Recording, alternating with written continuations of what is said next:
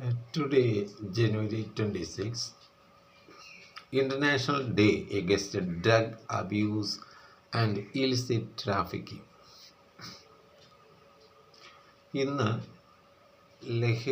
അന്തർദേശീയ ലഹരി വിരുദ്ധ ദിനമാണ്. ഇന്ന് ഇവിടെ പ്രസന്റ് ചെയ്യുന്നത്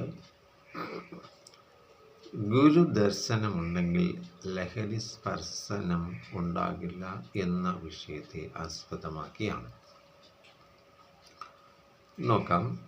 ലഹരി എന്ന മായ മനുഷ്യനെ ചരിത്രാതീത കാലം മുതൽ തന്നെ പിന്തുടരുന്നതായി കാണാം.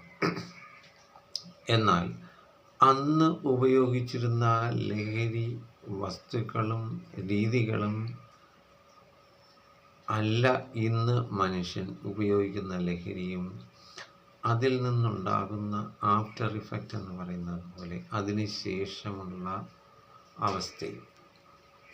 ഇന്ന് പ്രത്യേകിച്ച് അത് വിദ്യാർത്ഥി സമൂഹത്തിലും ക്യാമ്പസുകളിലും സ്കൂൾ കോളേജ് അന്തരീക്ഷത്തിൽ ഈ ലഹരി ഉണ്ടാക്കുന്ന ദോഷങ്ങൾ അല്ലെങ്കിൽ നാശങ്ങൾ അല്ലെങ്കിൽ അതിൻ്റെ തകർച്ച, അതിലൂടെ ഉണ്ടാകുന്ന ഒരു സമൂഹത്തിൻ്റെ ഒരു തലമുറയുടെ തകർച്ച നാം നോക്കിക്കാണുകയും അതിനെതിരെ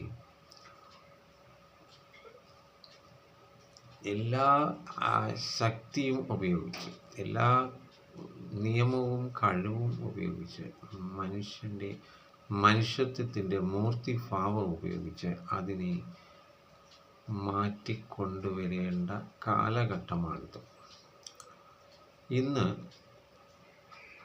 മനുഷ്യൻ ഒരു വശത്ത് സർക്കാർ തന്നെ ലഹരി വിൽപ്പന നടത്തുമ്പോൾ, മറുവശത്ത് വൻ ദേശീയ അന്തർദേശീയ ലോബികൾ മയക്കുമരുന്ന് വിൽക്കുകയും വ്യാപനം ചെയ്യുകയും ചെയ്തു. ഇതിൽ ഏറ്റവും മാരകമായ MDMA തുടങ്ങിയ മനുഷ്യകുലത്തെ തന്നെ നശിപ്പിക്കുന്ന നശീകരണ വസ്തുക്കൾ സ്കൂൾ തലം മുതൽ വിതരണം ചെയ്യുന്നത് ഏറ്റവും കടുത്ത പാപമായി നമുക്ക് മനസ്സിലാക്കേണ്ടതുണ്ട്. ഈ കൊടിയ വിപത്ത് ഇന്ന് സമൂഹത്തിൽ വേണ്ട രീതിയിൽ സമൂഹം മനസ്സിലാക്കില്ല എന്ന് ആണ് നാം തിരിച്ചറിയേണ്ടത്.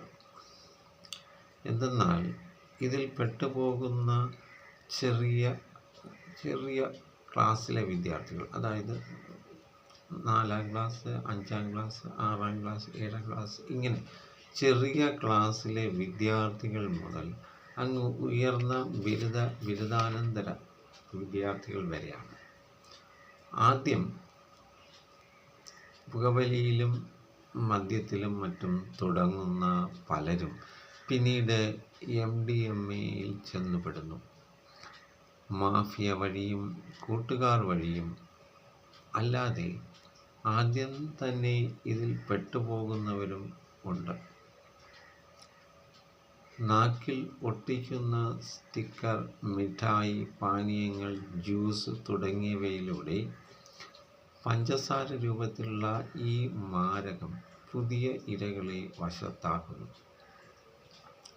ഇവിടെ പാവപ്പെട്ടവനെന്നോ പണക്കാരനെന്നോ മറ്റ് യാതൊരു മാനദണ്ഡങ്ങളോ ഈ മാഫിയയ്ക്കില്ല എന്നുള്ളതാണ് യഥാർത്ഥ വസ്തുത. മൊബൈൽ വഴിയും ബേക്കറികൾ, മറ്റ് പെട്ടിക്കടകൾ, പാർലറുകൾ വഴിയാണ് സഹപാഠികൾ ഇരകളെ ഇതിലേക്ക് ആകർഷിക്കുന്നത്. സർക്കാർ നിയന്ത്രണങ്ങൾക്ക് അതീതമായി മാറിക്കൊണ്ടിരിക്കുന്ന ഈ ആധുനിക വിപത്തിനെതിരെ പൊരുതുവാൻ സമൂഹം മുൻപന്തിയിൽ വന്നേ പറ്റൂ. ബോധവൽക്കരണമാണ് ആദ്യം വേണ്ടത്. ഈ അന്തർദേശീയ ലോബികൾ പണത്തിനും വ്യക്തി അതിലൂടെ സമൂഹനാശത്തിനും സമൂഹത്തിൽ അധർമ്മവുമാണ് സംഭവിച്ചുകൊണ്ടിരിക്കുന്നത്. ഓരോ വീടും അവരുടെ മക്കളും ചെറുമക്കളും ഈ വിപത്തിൽ പെട്ടിട്ടില്ലല്ലോ എന്ന് മുതിർന്നവർ സദാ വിലയിരുത്തേണ്ടിയിരിക്കുന്നു. നിരീക്ഷിക്കുകയും കുഞ്ഞുങ്ങളെ നിരന്തരം നിരീക്ഷിക്കുകയും സ്നേഹിക്കുകയും ബോധവൽക്കരിക്കുകയും ചെയ്യണം എന്നും കുടുംബാംഗങ്ങൾ ഒന്നിച്ചിരുന്ന് മനസ്സ് തുറന്ന് കണ്ണിൽ നോക്കി ദിവസവും സംസാരിക്കുന്നതും സന്തോഷിക്കുന്നതും ആവശ്യമാണ്.